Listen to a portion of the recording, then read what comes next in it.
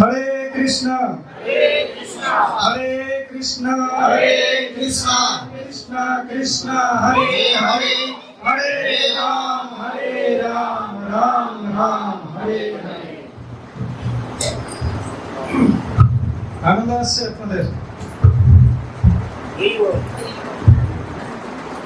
তো হরিপ্রভুকে অসংখ্য ধন্যবাদ জানাই। উনি ওনার সুমধুর কণ্ঠস্বর দিয়ে আমাদেরকে আনন্দ সাগরে নিমজ্জিত করলেন। হরে কৃষ্ণ।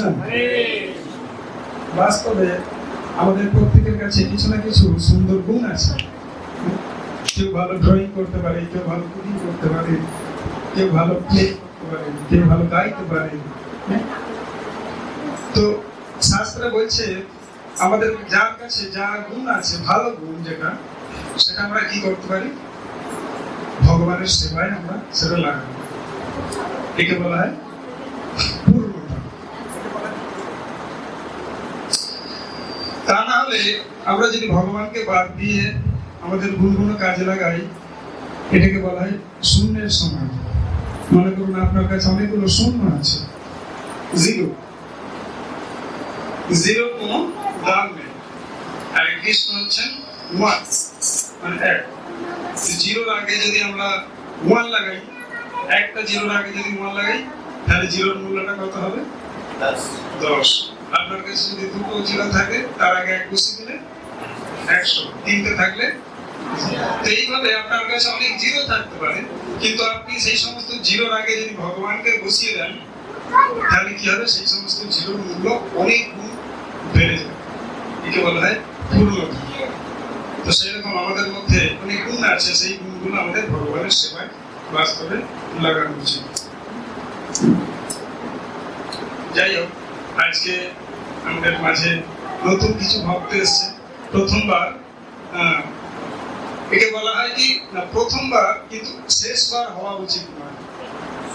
প্রথমবার ঠিক আছে, কিন্তু এটাই শেষ যেন না হয়। এটা হচ্ছে বাসুদেব কুটুম্বকম। বাসুদেব অর্থাৎ আমরা ভগবানের পরিবারের লোক। স্বাগত সুবীর প্রভু এবং ওনার পরিবার, মাতাজি পিছনে আছেন, ওনার একটা সুপুত্র আছেন। ওনারা এসছেন কালকে। ওনার গৃহেতে আমরা একটা ছোট অনুষ্ঠান করে এসেছি। ওনাকে ইনভাইট করা হয়েছিল, উনি ওনার কথা রেখেছেন। ওনাদেরকে 3 বার হরিবোল বলে স্বাগত জানান। হরি বল, হরি বল, হরি বল। হরে কৃষ্ণ প্রভুজি, স্বাগত। আর কেউ আছেন নাকি এরকম যে প্রথমবার এসছেন? নতুন কেউ? প্রথমবার, আজকে প্রথম। প্রভুজি, আপনার শুভ নাম? হরি বল। ব্রজগোপাল, ওনার নামই হচ্ছে ব্রজগোপাল। ব্রজগোপাল হরি বল। ওনার পরিবার আসছে, ওনাদের জন্য 3 বার হরি বল বলে স্বাগত জানাই। হরি বল, হরি বল, হরি বল। স্বাগত প্রভুজি। আমরা সবাই অনন্ত কাল ধরে আমরা হরির ভক্ত, কিন্তু মাঝে আমাদের কিছু ভুল হয়ে গেছে, আমরা ভুলে গিয়েছি কৃষ্ণকে। তো এটা আবার পুনরায় চেষ্টা, জাস্ট একটা ছোট প্রয়াস। আমরা আবার আমাদের সেই হারিয়ে যাওয়া সম্পর্কটা ভগবানের সাথে আমরা আবার পুনরায় জোড়া যাতে লাগাতে পারি, এটা হচ্ছে তার একটা প্রয়াস, এছাড়া কিছু না। যাই হোক, আমি চিন্তা করছিলাম যে ভক্তরা তো আসছে, ভক্তদের কি দেবো। তো মাথায় এলো যে 11 তারিখ বুধবার, জানেন কার জন্মদিন? ভক্তদের কাছে কিছু গোপন হয়ে গেল। বাস্তবে ভক্তরা তাদের হৃদয়টা ভগবানকে দিয়ে দিয়েছেন, এই জন্য ভক্তদের কাছে কিছু গোপন থাকে না। রাধারানীর আবির্ভাব দিবস, রাধাষ্টমী। যেমন কিছুদিন আগে আমরা কার জন্মদিন পালন করলাম? ভগবান শ্রীকৃষ্ণ। তো বুধবার 11 তারিখ সেই রকম রাধা রানীর আবির্ভাব দিবস। কিছু আমার ইচ্ছা ছিল যে কিছু শ্রবণ করা রাধা রানী সম্পর্কে, কারণ আমরা সবাই নতুন, আমরা জানি না কিছু। যারা জানেন বৈষ্ণব ভক্ত এখানে অনেকেই আছেন, কিন্তু বাকি আর যারা আছে সবাই আমরা নতুন, আমরা জানি না কি রাধাষ্টমী, কি জন্মাষ্টমী। আমি চিন্তা করছিলাম যে রাধাষ্টমী সম্বন্ধে একটু আলোচনা করা। শুনলেন আপনারা নাকি? আলোচনা হবে তো?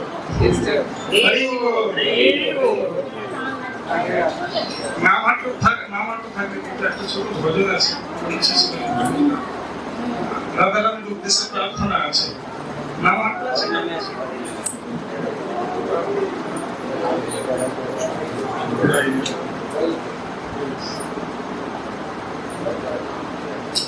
বাস্তবে আমরা যারা এই ভক্তিপথের অনুগামী, আমাদের উচিত রাধার কৃপা লাভ করা। কেন? রাধারানীর কৃপা ছাড়া আমরা কখনোই ভগবান কৃষ্ণের সান্নিধ্য বা ভগবানের প্রতি আমরা প্রেম ভক্তি লাভ করতে পারবো না। এটা কখনোই সম্ভব নয়। এই জন্য যদি আমরা কৃষ্ণ প্রেম পেতে চাই, তার আগে আমাদের কি করতে হবে? রাধারানীর কৃপা লাভ করতে হবে। রাধারানীর কৃপা লাভ করতে হবে। এই জন্য আমাদেরকে রাধারানীর চরণে অকাতরে প্রাণ দিয়ে, মন প্রাণ দিয়ে রাধারানীর চরণে আমাদের প্রার্থনা করতে হবে।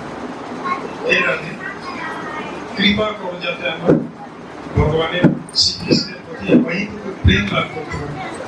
এরকম নিত্যানন্দের গৌরাঙ্গ আছে না? নিত্যানন্দের কৃপা ছাড়া গৌরাঙ্গের কৃপা কখনো লাভ করা যায় না।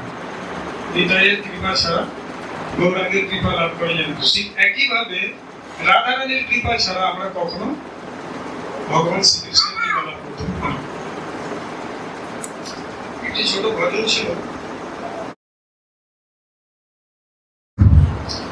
রাধে জয় জয় মাধব দয়ুতে,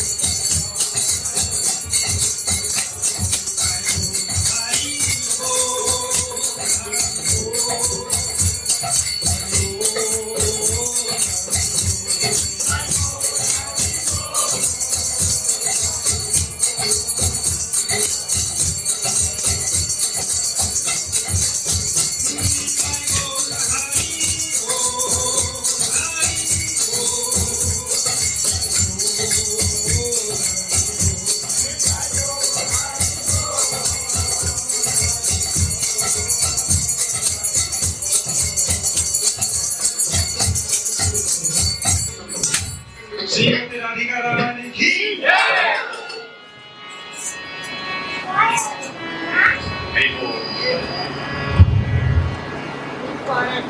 হরে কৃষ্ণ। এটা ছিল রাধিকা রানীর স্তুতি। বাস্তবে রাধা রানীর কাছে আমাদের প্রার্থনা করা যেতে, এটা ছিল প্রার্থনা।